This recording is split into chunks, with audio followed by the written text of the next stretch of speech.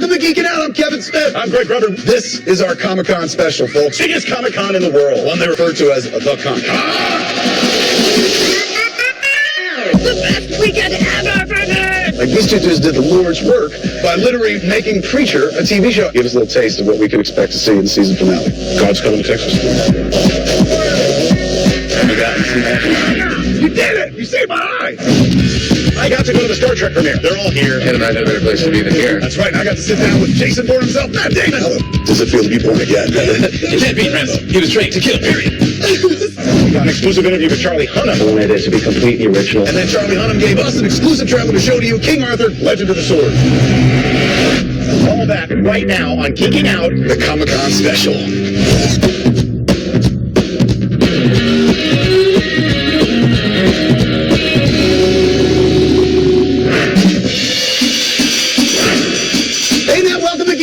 Geeking out about TV, film, games, tech, everything that we love, and hopefully you love too. So this is our big Comic-Con special. This marks the 21st year that I've been going to Comic-Con. 21 years ago, Comic-Con wasn't what it is today. No. Comic-Con back in 1995 was, if I remember correctly, 30,000 people, and I was impressed by that. I was like, oh my Lord. What is it today? 200,000 plus. Yeah, isn't that nuts? Wow. Isn't that crazy? So this was a special one, I gotta say. I got to go to the premiere of Star Trek Beyond. You went to the outdoor Star Trek premiere? It was really cool to be down there, having been in Star Wars, now Star Trek. It's just a great time to be. And we're taking you there right now, man. Look at this. This year is the 50th anniversary of the premiere of the original Star Trek series. And this is the world premiere of Star Trek Beyond. The first time an IMAX screen has ever been used outdoors. They have the orchestra playing live to the picture. My big fat face is gonna be on that screen. Shields up, Predator! You can do it. Oh, I can do it. What the hell is this? I know why you're here. Why we are all here.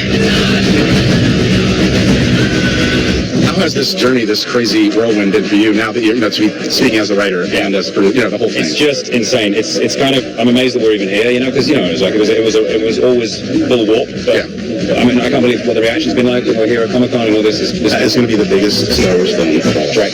Star Trek. He gets confused. I told JJ, you have opened up the science even more. Are you hearing that right now? I know when I signed up, there were a lot of people, Fast and Furious guys doing, but to me, this has been the most personal choice of my career. I mean, I grew up with Star Trek. These characters are part of my family. And so, at the end of the day, like the movie or not like the movie, I hope that you feel that there's a respect for Trek. Rabbi, what is going on? Are you going to shave it ever? This is for your shot. I know, it's my shot. Jesus. It's like being friends with Kim Kardashian. Thank you. I'm sorry, this is my grooming boy. Yep. And it's crazy, we have IMAX outdoors for the first time. Right. We have the live orchestra at the premiere for the first time. Was there any side of you that said, you know what, let's not do What that? I'm thinking is this is either the greatest idea in the world or the worst idea in the world, and we will find out, come hell or high water, we're going to find out today. So amazing. He's about to play it live right here at the world premiere. I'm going in. I got tickets. I'm in the movie.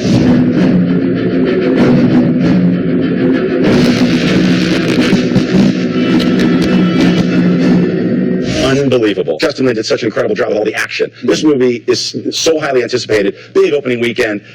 Capped off with the premiere, obviously, at Comic-Con. No better place. Let's take them to it, man. Now, without further ado, ladies and gentlemen, we're taking you to Comic-Con. Monstrous. Yeah. Tell us about Monstrous. It's about a girl who has survived a cataclysmic war, and she has a psychic bond to a monster that's living inside of her. Almost like a monstrous ghost that has possessed her body. Wow. And this is all original material from you? All original. It's like a dark steampunk epic. You are a sick... My God.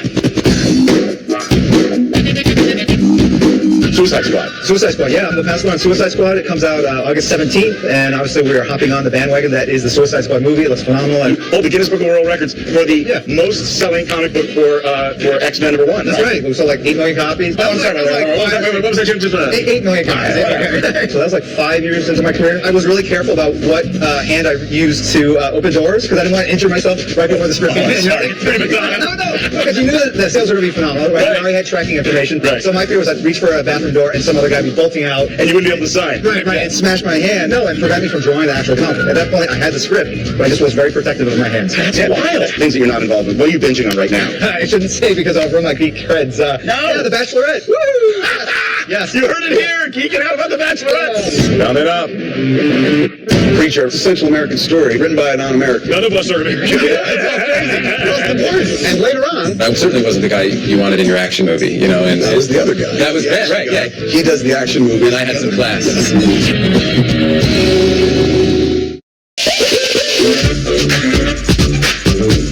Tonight on Geeking Out. Good, perfect. Head ringer. You know what? You're seeing two dudes right here, but that does not mean all of geekdom. So we've got Tiffany Smith, man. Yes. Here, come on, guys. That's okay. What's the stuff that you geek out about the most? Dude, well, obviously, Lord of the Rings was the first thing I ever got really nerdy about. That was on your Yeah, Light in Dark Places. Yes. I'm gonna roll a tear. I don't even like those movies, and that was touching. No. Every year getting to go to Comic-Con and seeing how much bigger and bigger and bigger it's gotten, I'm super pumped. And this year, I got to go down and check out some stuff for this show. Let's check that out. We are here at San Diego Comic-Con, the best weekend ever for nerds! We're gonna get in the mix and talk to some cosplayers and see and hear about all the crazy things they do to be here. I'm getting a little Ghostbusters, My Little Pony vibe. I am Rainbow Dash if she was a Ghostbuster. I love it.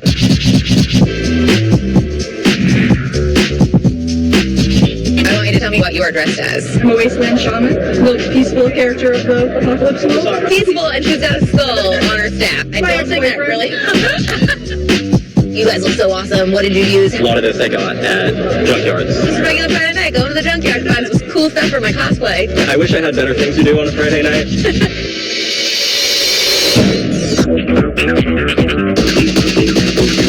Garth Ennis, Evan Goldberg, Dominic Cooper, Seth Rogen. The team of folks without whom we don't get to watch Preacher every week. When did you first discover the book? We were in high school. Yes. My brother was huge into comics, and he came to my bedroom one day and said, "This is the best comic ever. Read all of it." And I was like, "Okay." And I read it, and Seth and I were the only two guys in our high school who were big into comics, and it's kind of like the thing we bonded over. We were ahead of the curve. Yeah. Got a pedigree that people loved for years. This man created it. It's a quintessential American story written by a non-American. Tell me about... None of us are here. Yeah, that's so crazy. Plus the words, man. That's true. It's being brought to life by non-Americans. What is that about? It's American movie soup. It's every American movie I watched as a little kid, westerns and war movies and action films and crime films, and now it's, in a weird way, gone back to the screen. And basically, starting around 2004, we started trying to make it, like, as aggressively as we could, and just no one would let us do it, basically.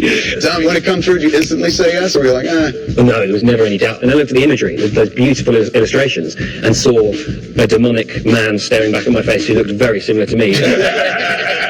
Crazed lunatic. Tonight, the episode that aired on Preacher was essentially kind of like your Red Wedding, if you will. It was bloody as hell. How eager were you guys to get to this airing? This whole time, the Satan Killer stuff is just the most exhilarating thing ever, and we actually couldn't physically be there, so we became psychotic about storyboarding it. Every single most meticulously planned thing. I felt like I was there. Yeah, exactly. And then There's been such a mystery as to like how he is connected to the main story in any way, shape, or nothing form. makes me happier than people who are just like, What on earth could he have to do with that? and Next week is the season finale. Give us a little taste of what we can expect to see. God's coming to Texas. Look how seriously he said it. Oh my God, it's funny for a living, but he's like, God's coming to Texas. It's not funny. We have to promote our serious drama.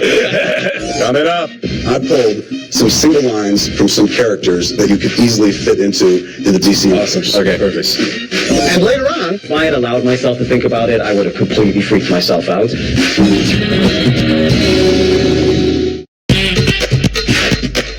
You roam the halls, you run into people that are about to have done amazing things. We're about to launch another new series that's just going to be massive, man. Gio, tell me about Luke Cage and what you're doing. The thing about Luke Cage is that this is the journey of a hero. Why does anybody want to become a hero? Like, if you look back at the comic books, that was my whole thing. Like, why would anyone want to get paid? I mean, because it's a thankless job. You don't have insurance. Like, That's so funny. You know what I'm saying? You're constantly hiding the fact of what you're doing. you know what I'm saying? So, like, that's one of the things that, in terms of heroes for hire, was always fascinating about the character. Yeah. Just from the comic books.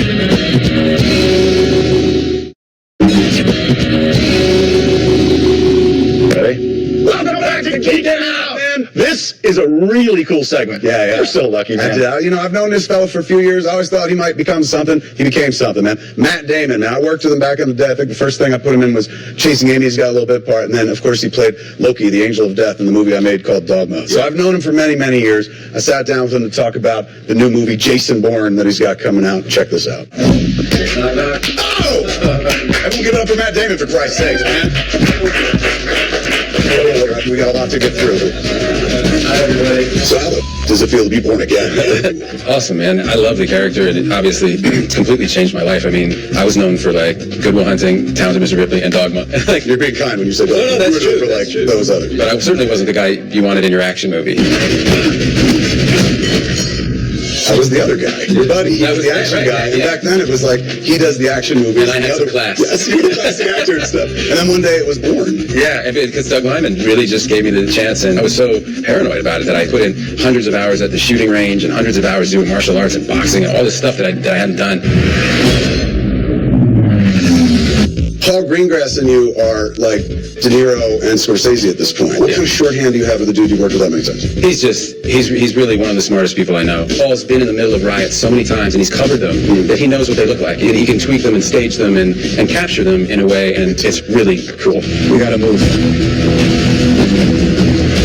I would be remiss if I don't do this. We all know the other guy is part of the DC universe. So everyone on the internet is just like, one day, Matt's going to wind up in the DC universe. What I did was I pulled some single lines from some characters that you could easily fit into. All these characters have interacted with Batman. So this is how you could fit into the DC universe. Fantastic. If Ben would give me the part in the Batman that he's directing. Incidentally, we hope. You know, he always gives himself the best part. All right, here we go. The first one is Deathstroke the Terminator, Slade Wilson. He wears an eye patch. He wears an eye Very patch. cool character. Saying him to you makes it even better, too. Right? Just a projectile Affleck. Here.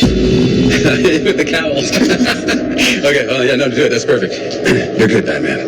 But you're just an ordinary man. I gotta watch it. I've been enhanced. I'm stronger, faster, and far more vicious. You've trained yourself to fight. I've trained myself to kill. You know, I kind of turned into Richard Crenna from Rambo. You're giving me a lecture. You can't beat Rambo. He was trained to kill, period. This Shazam. Captain Marvel. Okay, can I say something? Please. I broke my foot, or my ankle, when I was 3 years old because I jumped off a jungle gym and screamed Shazam, because that's what he said when he started to fly. Yeah. I didn't know Shazam was in it. This is a whole new... Captain Marvel is the character, and the word he says to change from little boy Billy Batson into Captain Marvel is Shazam. It's one word, that's the only one you have to deliver. This is the one that I broke my leg with. Shazam! Come on, dude. All right, look at one more.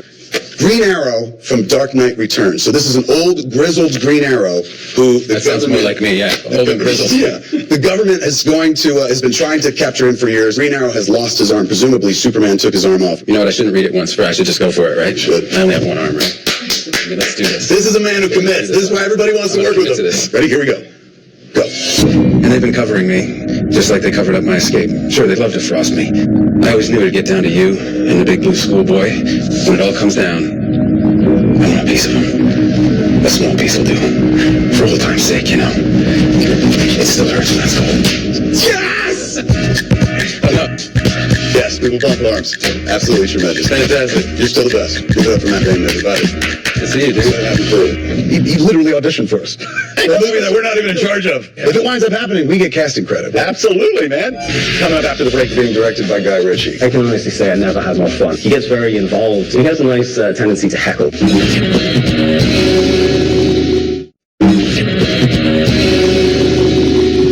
He's been in a gazillion movies, not the least of which is a new one that is coming out directed by Mr. Guy Ritchie. We got to talk with Charlie Hunnam, who is from Sons of Anarchy. He stars in this movie. Check this out. King Arthur, being directed by Guy Ritchie. Don't get more of that. I can honestly say I never had more fun. He gets very involved. The rehearsal consists of standing there watching while Guy acts all of the that's really... And he has a nice tendency to heckle. Like, hey, dickhead, can you do that again and just try to look like a movie star? You know, things like that. Well, the movie I want to see now is not the Guy Ritchie movie, but the making of the Guy Ritchie movie. The camera on the action. You're a kid from Newcastle. Does that mean something to play King Arthur if you're from the island? Like, was it daunting at first? If I had allowed myself to think about it, I would have completely freaked myself out. But listen, people have been telling this story for 1,500 years, and it's because it's really You ain't gonna wreck it. You know what I'm saying? You and Guy Ritchie can't wreck King Arthur. Right. It was one of my favorite films growing up, the John Bowman Excalibur. And it was like instrumental in my childhood. So You thought about Excalibur like every day. I tried to think about it, never. I actually didn't even go back. It's been several years since I watched the film. Just felt like I wanted it to be completely original and our version of it.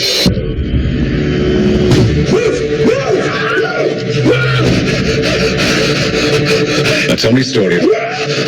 Tell me every detail. I woke up From where? from a nightmare. What was it about? Then? Then, me and the lads took care of their business.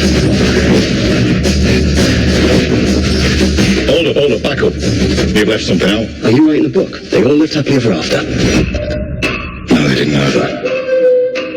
Because for the first time, there's something you don't know. Something nobody told you.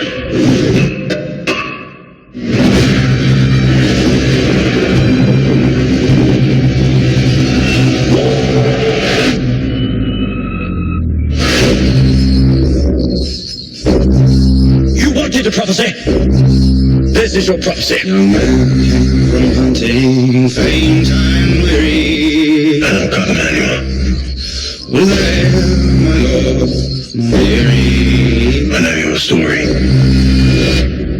Behold, the man who pulls sword from stone. I'm not getting drawn into this mess. There's an army of you. There's only one of me. I'll talk. I'm happy to talk, but there is no way that I am fighting.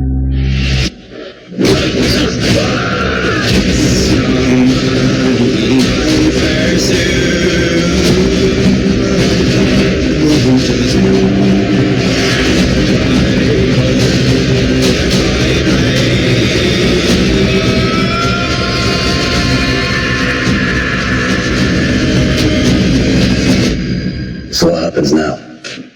We know what happens now. You're quickly becoming a legend.